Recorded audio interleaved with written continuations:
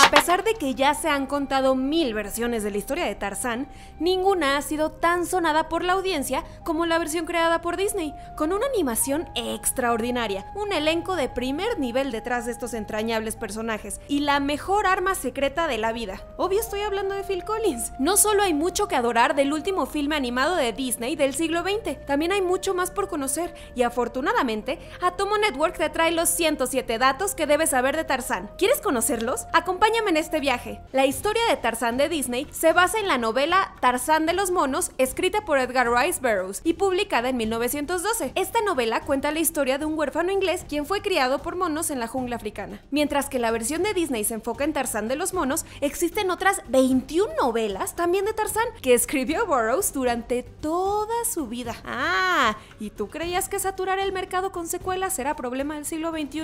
Pues no, Tarzán de los monos fue condecorada en abril de 2012 por la Library of America debido al aniversario de su centenario, justo cuando la novela nuevamente fue publicada con una edición especial. A pesar de que la casa de Mickey Mouse puede llevarse el crédito de haber sido la primera en hacer la versión animada de Tarzán, la primera adaptación en cine ocurrió 81 años antes. Fue una versión live action estrenada en 1918 y dirigida por Scott Sidney. El presidente de Feature Animation de Disney, Thomas Schumacher, se mostró sorprendido por el hecho de que no hubiera intentos previos de llevar la versión animada de Tarzán a la pantalla grande, ya que para él la única forma de interpretar el Tarzán de Edgar Burroughs era a través del arte de la animación. Más vale tarde que nunca, supongo. La versión de Tarzán de Disney no es la segunda adaptación de la novela, ni la 10ª ni la 20ª. El filme de Disney tiene el honor de ser la película número 48 que se basó en la historia de Tarzán, y aunque llegó un poco tarde a la fiesta, eso no impide que muchos la llamen la versión definitiva de la historia. De acuerdo con Thomas Schumacher, la relación entre Kala y Tarzán es el corazón de la película. Lo considera el sello personal de Disney en el filme, ya que tanto en la historia como en la novela fue un tema en el que no se indagó mucho. Tarzán es la 36ª película animada de Disney. Salió un año después del estreno de Mulan y un año antes de Fantasía 2000. En abril de 1995, el diario Los Angeles Times reportó que la película estaba en sus etapas preliminares, ya que Disney había obtenido los derechos de la historia de Edgar Rice Burroughs justo 4 años antes de que la película se estrenara. Tarzán fue producida por Bonnie Arnold, quien ya había trabajado previamente con Disney y Pixar para empujar la nueva generación de la animación con una pequeñita película llamada Toy Story. Ella sí es alguien súper reconocida en el medio. Kevin Laima fue elegido para llevar la película después de haber dirigido a Goofy Movie. Compartió la silla de director con su amigo Chris Buck, quien más tarde se convertiría en el héroe de todas las niñas del mundo por su trabajo como director en Frozen. Laima fue buscado para dirigir la película a principios de la década de los 90 por el anterior presidente de Disney y eventual fundador de DreamWorks Animation, Jeffrey Katzenberg. Katzenberg esperaba que Laima liderara un equipo de Disney's Television Animation Studio para poder reducir costos, pero Laima no se sentía muy seguro de guiar un equipo relativamente con poca experiencia para llevar un proyecto tan grande. No fue hasta que Michael Eisner, quien reemplazó a Katzenberg,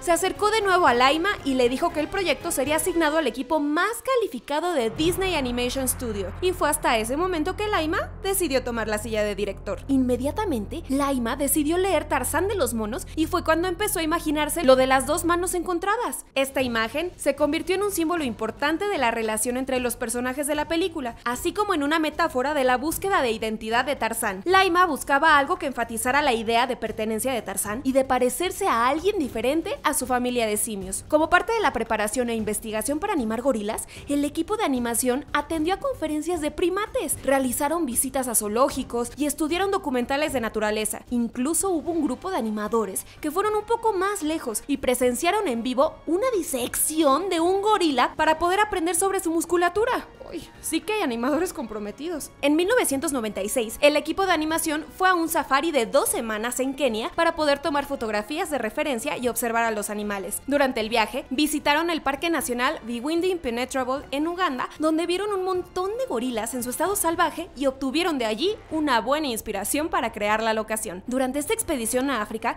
Glenn Keane esperaba que los gorilas fueran feroces y salvajes bestias, pero resulta que King Kong nos dio una muy mala impresión, ya que los animadores animadores se dieron cuenta que estas criaturas en la vida real son bastante dóciles. Simplemente se sentaban todos juntos como familia de manera muy tranquila. Una cosa increíble que el equipo descubrió en ese viaje fue la manera en la que la cámara se movía a través de la jungla y de la vegetación. El equipo amó la sensación de que el espectador sintiera que era quien se movía en la jungla junto con el resto de los personajes. Lo anterior influyó en el desarrollo de un software de animación que mostró ser un elemento fundamental para realizar la película, el cual fue llamado Deep Canvas. Deep Canvas fue desarrollado para simular una experiencia para el espectador tipo montaña rusa, así como para crear este ambiente 3D de la jungla profunda. Con este software, los animadores tuvieron la posibilidad de tomar la capa de un fondo que normalmente habría sido pintado de manera real, dándole dimensión y un plano para traquear a los personajes durante su recorrido. El escritor Tab Murphy, quien recientemente había terminado de trabajar en El Jorobado de Notre Dame, fue atraído al proyecto de Tarzán por el tema de hombre contra naturaleza y empezó a trabajar en un tratamiento cuando se inició el desarrollo de la película. Para el tercer acto, Murphy sugirió que Tarzán debería irse a Inglaterra como lo hacía en el libro, pero los directores sintieron que esto se contraponía con el tema central de lo que define a la familia. Para poder mantener a Tarzán en la jungla, el tercer acto se tuvo que reestructurar, redefiniendo el rol del villano e inventando una manera de poner en peligro a los gorilas. En enero de 1997, los guionistas y también pareja de esposos, Bud Sudiker y Noni White, fueron contratados para meter más humor al guión como una manera de equilibrar la carga emocional del filme. Previamente, ellos habían hecho lo mismo para El Rey León, lo cual significa que el guión definitivamente estaba en las mejores manos. El escritor de comedia Dave Reynolds también fue traído a bordo para escribir diálogos divertidos y simpáticos. Originalmente se suponía que su trabajo duraría 6 semanas, pero terminó quedándose en el proyecto por más de un año y medio. Más tarde, Reynolds contribuiría con su talento escribiendo para otras joyas de Disney como Buscando a Nemo y Las locuras del emperador. Un reto al que los escritores se enfrentaron fue el cómo Tarzán debería enterarse de su pasado. De acuerdo con la productora Bonnie Arnold, los realizadores decidieron que el hecho de que Kala solo llevara de vuelta a Tarzán a la casa del árbol de sus padres era mucho más fuerte y poderoso a que le contara la historia con sus propias palabras. Alejándose un poco de la novela de Burroughs, se creó un villano llamado Clayton, quien sería el guía del profesor Arquímedes Porter y su hija Jane. Adicionalmente, Kerchak fue recaracterizado de un salvaje lomo plateado al protector de la tribu gorila. Dando una vuelta de tuerca, en la novela se revela que Clayton es el primo de Tarzán. De acuerdo con el libro, el nombre real de Tarzán es John Clayton, estableciendo una relación con el villano, lo cual significa que Clayton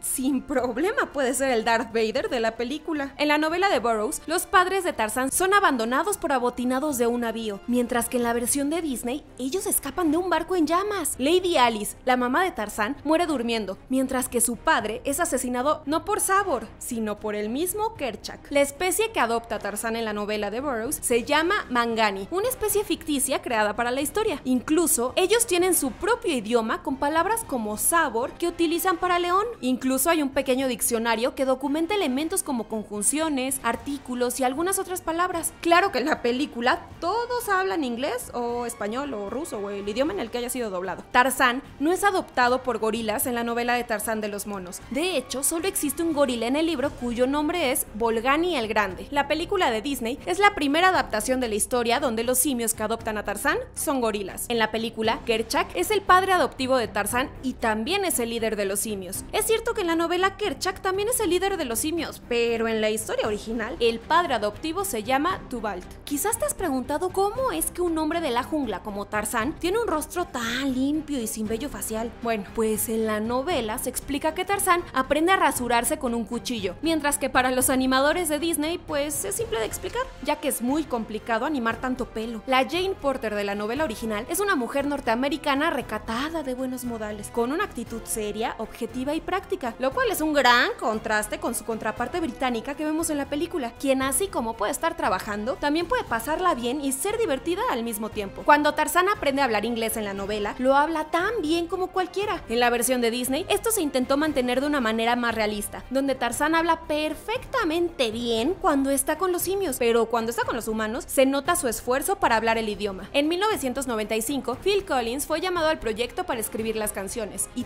todo esto por sugerencia del ejecutivo de Disney Music, Chris Montan. Ya iniciada la producción, los directores Kevin Lima y Chris Bock decidieron no seguir la tradición musical de Disney de tener a los personajes cantando, ya que a Lima le parecía que un hombre medio desnudo cantando en las copas de los árboles podría parecer un poco ridículo. Mientras que Phil Collins se dio a conocer a toda una generación de niños como el tipo que hizo el soundtrack de Tarzán, algunas personas de generaciones anteriores conocen al legendario músico por su banda de rock inglés llamada Genesis. La razón que motivó a Phil Collins para unirse al filme fue por las posibilidades rítmicas que le visualizaba. Collins sintió que la película había sido casi hecha a mano para él, debido a que lo que mejor conoce son las percusiones. La música de Phil Collins para la película fue diseñada para convertirse en un personaje más. Siendo más específica, tiene el papel del narrador de la película. A pesar de que los realizadores le pidieron que esperara, Phil Collins no pudo contener a su genio creativo y escribió la mayor parte de las canciones de la peli antes de que el guión fuese terminado, solo trabajando con una pequeña sinopsis. Algunas de estas canciones son Hijo de Hombre, Lo extraño que soy y Desbaratando el campamento. Además de las letras, Collins creó todo lo demás para estas primeras canciones, ya que él aún no sabía cómo iban a ser utilizadas estas piezas en la película. Mientras esto sucedía, él utilizaba lo que los compositores musicales llaman dummy lyrics, que simplemente son referentes para mantener el ritmo de la canción en lo que se les ocurren mejores letras. La única excepción fue la canción de cuna, donde la letra ya estaba muy bien armada. 3 de las canciones que Collins escribió, Hijo de Hombre, Desbaratando el campamento y Lo extraño que soy, se basaron en las impresiones iniciales que tuvo después de la lectura que hizo de los materiales de referencia. Las otras 2 canciones fueron En mi corazón estarás, la canción de cuna que Kala le canta a Tarzán, una canción que Collins escribió para que funcionara como el himno de Tarzán. En mi corazón estarás contiene mucha carga emocional para Collins. Cuando se le preguntó acerca de la canción, él declaró que la escribió para su hija, agregando una capa adicional de sentimientos a la ya emotiva canción. Mientras que la canción Desbaratando el campamento suena relativamente simple, de hecho, fue la canción más difícil que Phil Collins tuvo que componer. Afortunadamente, él cree que la sangre, el sudor y las lágrimas que puso en la canción valieron la pena. La popular banda de chicos de los 90, NSYNC, hizo un cover de la canción Desbaratando el campamento, alrededor de la fecha en la que la película se estrenó, lo cual fue un deleite para las adolescentes fanáticas de la banda de todo el mundo. La partitura instrumental de la película fue compuesta por Mark Mancina, quien previamente había producido la música para El Rey León, así como la obra musical que lleva el mismo nombre. Mancina y Collins trabajaron muy de cerca para crear música que complementara el ambiente del filme y utilizaron muchos instrumentos de la colección personal de Mancina. Tarzán tiene un inolvidable elenco lleno de estrellas, entre las que encontramos a la aclamada actriz Glenn Close, quien da vida a la madre adoptiva de Tarzán, Kala. Glenn previamente había trabajado en la adaptación live action de la película 101 Dálmatas, donde da vida a la malvada Cruella de Vil. Esta no es la primera película de Tarzán de Glenn Close. En 1984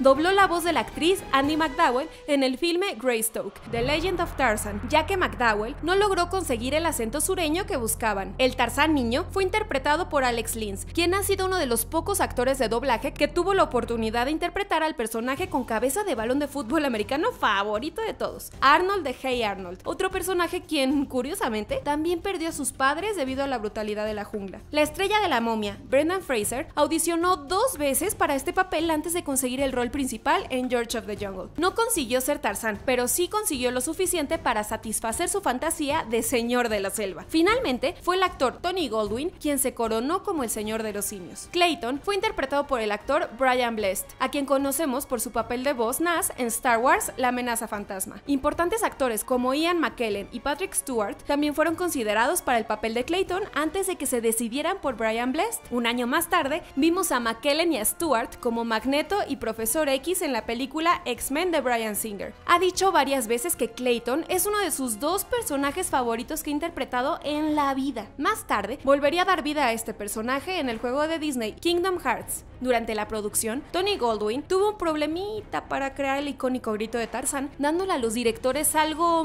pues no muy contundente, ¿no? Afortunadamente, Brian Blessed escuchó por primera vez el intento de grito de Goldwyn durante su último llamado y lo reprodujo a su manera en ese preciso momento, provocando que los directores pararan la oreja y terminaran pidiéndole a Brian un día más de llamado para regrabar los gritos de Tarzán. El actor dijo que aprendió a hacerlo viendo varias veces las películas de Tarzán de Johnny Weissmuller durante su infancia. El adorable acento británico de Jane fue dado por la actriz Minnie Driver, conocida por su papel de Skylar en la película Good Will Hunting. Ella también hace la voz de Lady Eboshi en la versión doblada al inglés de la película La princesa Mononoke de Hayao Miyazaki. El profesor Archimedes Porter fue interpretado por el fallecido actor Sir Nigel Hawthorne, mejor conocido por el personaje de Martin Van Buren en la película Amistad de Steven Spielberg, y también por Captain Campion en Watership Down. Terk originalmente fue escrito como un gorila macho, pero después de la audición de Rosie O'Donnell, Terk fue caracterizada como una gorila hembra. A diferencia de otros actores de voz de Disney, Rosie O'Donnell interpretó tanto a la Terk joven como a la adulta, ya que Disney normalmente contrata diferentes actores para interpretar al mismo personaje en diferentes etapas de sus vidas. Rosie O'Donnell declaró que dar vida a Terk hizo realidad su sueño de estar en una película de Disney. ¿Quién mejor que Disney para hacer realidad los sueños pero de cualquiera? Tantor, el elefante, es interpretado por Wayne Knight, quien desató un infierno lleno de dinosaurios en Jurassic Park, donde dio vida a Dennis Nedry, pero quizás algunos lo conozcan mejor por ser Newman en la serie Seinfeld. En algún momento, Disney hizo el intento de convencer a Harrison Ford de interpretar el personaje de Kerchak, pero así como puede esquivar las trampas de los cazadores del Arca Perdida, Ford esquivó esta oportunidad saliendo ileso. Kerchak terminó siendo interpretado por Lance Henriksen, quien seguramente es más conocido por ser Bishop en las películas de Alien. El estudio decidió contratar a Lance Henriksen porque de todos los actores que audicionaron para el papel, él fue quien trajo consigo el sentido más profundo de autoridad y dominio al personaje. Aunque usted no lo crea, Sabor, el jaguar, también tiene un actor de voz. El feroz felino es interpretado por el actor Frank Welker, quien es mejor conocido por hacer las voces más realistas de animales en el mundo del cine, como el mono de los cazadores del Arca Perdida. Pero Tarzán no es la primera vez que Frank hace la voz para una criatura de Disney. Anteriormente dio vida a Rajá y a Boo en Aladdin. Tarzán fue doblado en 35 idiomas, el mayor número que cualquiera otra película de Disney había tenido anteriormente, y Phil Collins grabó las canciones en francés, italiano, alemán y español para las versiones en otros idiomas del soundtrack de la película. Tarzán se animó en 2 continentes. Mientras un animador animaba a Jane en California, otro animaba a Tarzán en Francia. A pesar de que hoy en día es mucho más común trabajar con estudios de animación extranjeros, estamos hablando que esto pasó a finales de los 90 y era mucho más difícil coordinar el trabajo entre 2 estudios ubicados en diferentes continentes. California y Francia no fueron los únicos 2 lugares donde se trabajó Tarzán. Adicionalmente, hubo un equipo de 200 animadores en Disney's Animation Studio de Florida, donde se hizo un poco de animación de personajes y efectos especiales. El estudio es conocido por haber creado las películas de Mulan y Lilo y Stitch. Desafortunadamente, las puertas de este estudio en Orlando cerraron definitivamente en el año 2004. El animador de Disney, John Ripa, fungió como el supervisor de animación del Tarzán niño. Se basó en los movimientos del personaje en chimpancés bebés, a quienes estudió con mucha atención antes de iniciar la producción. Los animadores del Tarzán adulto fueron liderados por el genio y supervisor de animación Glenn Keane, quien es conocido por crear feroces personajes. Él fue el supervisor de animación de Bestia en La Bella y la Bestia. A pesar de que Keane inicialmente pensó que Tarzán sería fácil de animar porque pues solo viste un taparrabos, se dio cuenta que necesitaría una musculatura humana funcional aparte de los movimientos que haría como animal. Para descifrar los movimientos de Tarzán, el equipo de animación de París estudió diferentes animales de manera que pudieran llevarlos al personaje. Incluso consultaron a un profesor de anatomía. Esto resultó en que Tarzán es el primer personaje de Disney en mostrar correctamente el movimiento y trabajo de los músculos. Para hacer que Tarzán surfeara por los árboles, Keane se inspiró en el interés que tiene su hijo en los deportes extremos e inició trabajando en una escena de prueba. Los directores estaban preocupados de que Tarzán pareciera un chavo surfer, pero cuando Keane les mostró la prueba de animación, les gustó tanto que lo usaron en la secuencia de Hijo de Hombre, canción interpretada por Phil Collins. Más específicamente, los movimientos de deportes extremos que hace Tarzán se basaron en las técnicas del famoso skater norteamericano Tony Hawk. Ya saben, el tipo con los miles de videojuegos que llevan su nombre. Randy Haycock es el supervisor de animación de Clayton y basó su diseño en Clark Gable y otras estrellas de cine de la década de los 30 y 40. Anteriormente, Haycock había sido el supervisor de animación del Hércules niño, de la película Hércules también de Disney. La escena en la que Jane describe a su padre y a Clayton cómo conoció a Tarzán fue enteramente improvisada por Minnie Driver. Como resultado de ello, el animador Ken Duncan terminó animando una de las escenas más largas de la historia de la animación. Tardaron 7 semanas y son más de 22 metros de rollo de película. Oye, ese pobre hombre seguro terminó con síndrome de túnel carpiano. Para ayudar en la emotiva escena donde Tarzán se da cuenta que es humano y básicamente fue adoptado, Bonnie Arnold consultó a padres adoptivos para saber cómo manejar de la mejor manera esta escena, así como los sentimientos involucrados en ella. Tarzán tiene la capacidad de caminar como un gorila, pero no debería hacerlo. Como los animadores estudiaron anatomía para lograr que la musculatura de Tarzán se adaptara a este caminado, se dieron cuenta que los humanos tenemos las piernas más largas que los brazos, por lo que la idea de caminar como simio es humanamente imposible. Al inicio de la película, Kara es herida por Sabor cuando cuando rescata a Tarzán, pero después de que se reúne con los otros simios, mágicamente sana. Hay muchos momentos en la película en la que los gorilas hacen sonidos de chimpancé. Esto se debe a que en realidad los sonidos que hacen los gorilas pueden pasar de ser muy sutiles a muy intensos en un segundo, y también son conocidos por hacer gruñidos suaves y rugidos muy fuertes. Los sonidos del chimpancé sirvieron para equilibrar a ambos. Mientras que los libros se refieren a Sabor como un leopardo, en la película claramente es un jaguar. No solo tiene las manchas características del jaguar, sino que tiene el bulto superior y las proporciones musculares que solo un jaguar posee. A pesar de que la película parece insinuarlo, los jaguares no viven muchos años, usualmente es de 12 a 15. Sin embargo, el tiempo que pasa entre la infancia de Tarzán y su adultez no es muy clara en la película, y Sabor ya parece ser adulta cuando aparece al inicio de la película, y sería normal pensar que para el momento en que Tarzán acaba con ella, pues ya debería de haber fallecido. Hasta podríamos decir que Sabor tuvo una hija que heredó la insana obsesión de tratar de matar a Tarzán. ¿Qué tal mi teoría? Otro error geográfico ocurre durante la secuencia de En mi corazón estarás, donde se alcanza a ver a unos lémures, los cuales viven en la isla de Madagascar y no en el centro de África. Perdón Disney, pero DreamWorks gana este round. Los animales no son el único recurso de estos errores geográficos. Cuando Jane se encuentra con un pequeño babuino, él está comiendo una papaya, fruta que, como el jaguar, solo es nativa de Sudamérica. En la vida real de los gorilas no tienen depredadores naturales, además de otros gorilas o ocasionalmente el gato salvaje. Los grandes felinos depredadores saben que no pueden competir contra un gorila en un duelo individual, lo cual no significa que eviten perseguir a un gorila bebé que se alejó de sus padres, como al inicio de la película cuando Sabor se lleva al bebé de Kala. A pesar de que en la película cada personaje tiene contacto visual con ellos durante los diálogos y otras escenas, en la vida real el contacto visual con el gorila puede significar o que lo estás desafiando o simplemente lo pueden sentir como una agresión. A lo mejor ese era el problema entre Tarzán y Kerchak. En el número Lo extraño que soy, se revela que esta película toma lugar en el este de África, gracias a un mapa que el profesor Porter señala. Al inicio de la película, él habla acerca de dirigirse al oeste y entrar en la jungla, lo que pondría al barco en el este. Tomando en cuenta el hecho de que Tarzán ve el cometa Halley y considerando la tecnología que hay en la película, podríamos inferir que la peli toma lugar en 1910. El naufragio en la novela fue en 1888, y si seguimos con los números,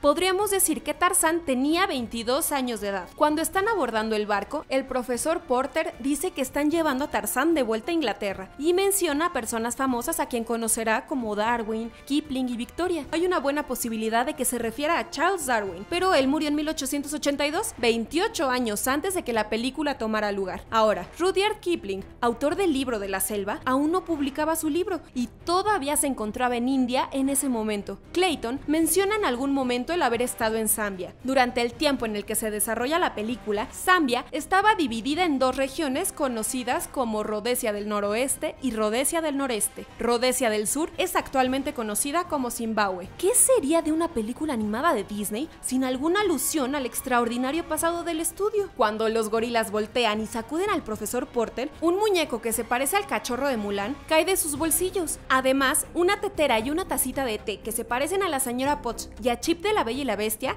se pueden ver en el campamento de Porter. Una referencia mucho más sutil de Disney se puede ver en la escena en que Tarzán aprende sobre el mundo de los humanos. A Tarzán le muestran una imagen del castillo Neuschwanstein en Alemania. El castillo de la Bella Durmiente de Disneyland está basado en el castillo de Neuschwanstein, ubicado en Schwangau, Bavaria, en Alemania. La escena en la que un gorila mira por el cañón de la pistola de Clayton es un tributo a la atracción de Disneyland Crucero de la Jungla, donde hay un gorila mirando a través del cañón de una pistola, igualito a la escena de la película. Disney es famoso por sus Mickeys escondidos y Tarzán no es la excepción. Cuando el Tarzán bebé está haciendo burbujitas de baba, se ve una con forma de la cabeza de Mickey. ¡Uy, burbujitas de baba de bebé! ¡Qué emoción! Esta película de Disney es AA, o sea, apta para todo público, pero de hecho contiene escenas con sangre y hay 4 escenas de muerte. En una de ellas, sutilmente, se puede ver un ahorcamiento. Las personas que la categorizaron o se quedaron dormidos durante la proyección o simplemente pensaron que la película estaba tan increíble que absolutamente todo mundo debería verla. Con solo 88 minutos de duración, esta película es una de las pelis de Disney más cortas. A pesar de de esto, no se queda corta de escenas increíbles. La película tuvo su premiere el 12 de junio de 1999 en el Capitol Theater de Disney en Hollywood, con el elenco y los realizadores como invitados. La premiere incluyó un concierto de 40 minutos de Phil Collins cantando las canciones que escribió para la película. Tarzán se estrenó el 18 de junio de 1999, estrenándose al mismo tiempo que La hija del general, Un marido ideal y 10 días después de Austin Powers, El espía seductor. El 23 de julio de 1999, Disney tuvo una proyección digital de Tarzán que fue exhibida en 3 lugares, incluyendo el multiplex de Walt Disney World's Pleasure Island durante 3 semanas. A pesar de que Star Wars Episodio 1, La amenaza fantasma y Un marido ideal también tuvieron proyección digital, Tarzán se destacó por ser el primer largometraje en ser producido, masterizado y proyectado de manera digital. Viendo el cómo fue lanzada en 1999, se puede decir que Tarzán fue la última película del periodo renacentista de Disney, que inició en 1989 con La Sirenita. Esta etapa de Disney también vio el nacimiento de otros clásicos, como La Bella y la Bestia, El Rey León y Hércules. El legendario crítico de cine Roger Ebert dio a esta atemporal versión de Disney una calificación perfecta de 4 estrellas, estableciendo que la película había llegado a donde ninguna interpretación previa de Tarzán había llegado antes. Lo que encontró especialmente interesante fue el hecho de que Tarzán era quien estaba buscando respuestas, haciendo todas las preguntas adecuadas en lugar de lo contrario, agregando una capa más de profundidad al icónico personaje. Tan predecible como el amanecer, Disney Consumer Products lanzó una serie de juguetes, libros y muñecos de peluche de Tarzán, asociándose con Mattel para producir una línea de juguetes y figuras de acción. Mattel también produjo el muñeco de Rat Repeating Tarzan, pero lo descontinuó debido a quejas relacionadas con los sugerentes movimientos de brazos de Tarzán. Continuando con la alianza publicitaria de Disney con McDonald's, la campaña promocional inició el día del estreno de la película con varios juguetes de Tarzán que acompañaban la cajita feliz, y había popotes que replicaban el grito de Tarzán, incluso comida relacionada con su mundo, como sundaes de plátano y hamburguesas de la jungla. Poquito después del estreno de la película, Disneyland reemplazó su longeva atracción, la Casa del Árbol de la familia sueca, con la Casa del Árbol de Tarzán, para así promover el filme. Esta casa se sitúa en la copa de un árbol artificial de 25 metros de altura que incluye elementos interactivos relacionados con la película. Después del estreno, Tarzán rápidamente se ubicó en el puesto número 1 de la taquilla. Tras ganar un premio de la Academia, Tarzán fue la primera película en ser la número 1 en taquilla y haber ganado un Oscar después de Pocahontas, otro filme de la época renacentista de Disney. Para el momento en que Tarzán estaba por salir de taquilla, ya había acumulado más de 448 millones de dólares en todo el mundo, el cuádruple de su presupuesto. Tarzán ganó muchísimos premios. En el 2000 ganó un Oscar por Mejor Canción y 2 Globos de Oro también por Mejor Canción y Mejor Película. ¡Gracias, Phil! El soundtrack de la película fue reconocido en los 42avos Premios Grammy en 1999, llevándose a casa el premio por Mejor Soundtrack. En Mi Corazón Vivirás fue ubicada en la lista de la AFI Top 100 años 100 canciones, lo cual significa que también siempre estará en nuestros corazones. Por haber creado la tecnología Deep Canvas y haberla utilizado por primera vez en Tarzán, la Academy of Motion Picture Arts and Sciences premió a los creadores de esta tecnología con el Technical Achievement Award en 2003. Después de Tarzán, Deep Canvas fue usada en numerosas secuencias de Atlantis, el Imperio Perdido. Posteriormente mejoró tanto que fue usada para crear alrededor del 75% de las locaciones que se pueden ver en el Planeta del Tesoro de Disney. El 1 de febrero de 2000 se lanzó el DVD y el VHS. Sí, ¿se acuerdan de eso? La versión del DVD contiene material extra, como el video musical de Lo extraño que soy, otro video musical de Tarzán con la participación de Phil Collins y NSYNC y un juego de trivia interactivo. Una edición de colección con un disco doble fue lanzado el 18 de abril de 2000. Incluye un track de audio con los comentarios de los realizadores, material detrás de escenas y otros extras que detallan el legado de Tarzán durante el desarrollo del filme. Ambas ediciones fueron retiradas del mercado el 31 de enero de 2002 y fueron guardadas en la bóveda de Disney. La película no pudo volver a ser comprada sino hasta el 15 de octubre de 2005, cuando el estudio volvió a lanzar otra edición especial de DVD. El primer Blu-ray que salió de Tarzán se vendió en Europa a principios del 2012 y en Estados Unidos hasta el 12 de agosto del 2014, casi 10 años después del último estreno en DVD que hubo. En 2005, Disney continuó con la franquicia de Tarzán lanzando un DVD doble titulado Tarzán 2, que es más como una precuela que una secuela, la cual explora la infancia de Tarzán de una manera mucho más profunda que en la primera película. Si consideramos las críticas, quizás esta película se la pudieron haber ahorrado, ¿eh? Gracias por habernos acompañado en este episodio de los 107 datos que debes saber de Tarzán. Ya que has ganado un conocimiento enciclopédico de nuestro personaje con nosotros, no olvides darle like al video, compartirlo y obviamente suscribirte a nuestro canal. Recuerda que cada semana tenemos nuevos videos y no olvides que Atomo Network es nuestra casa de la animación.